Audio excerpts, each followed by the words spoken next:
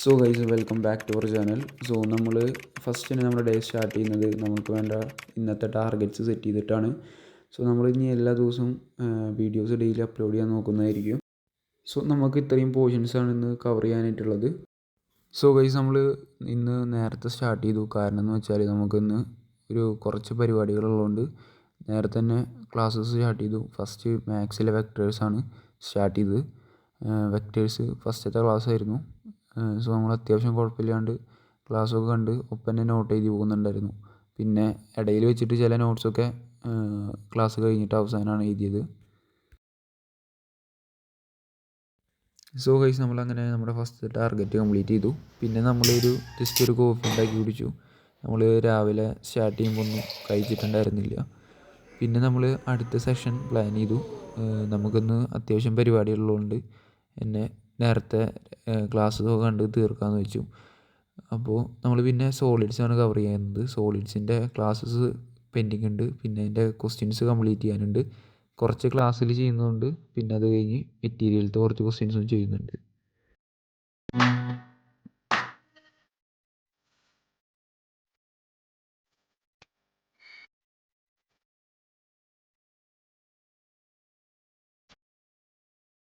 So guys, നമ്മൾ പിന്നെ തിരിച്ചെത്തുമ്പോൾ വൈകുന്നേരമായി ഉണ്ടായിരുന്നു. സോ നമ്മൾ ഫസ്റ്റ് തന്നെ നമ്മൾ ക്വസ്റ്റ്യൻസ് ചെയ്യാനായിട്ട് മുന്നേ കോൺസെപ്റ്റ്സൊക്കെ ഒന്ന് റിവൈസ് ചെയ്തു.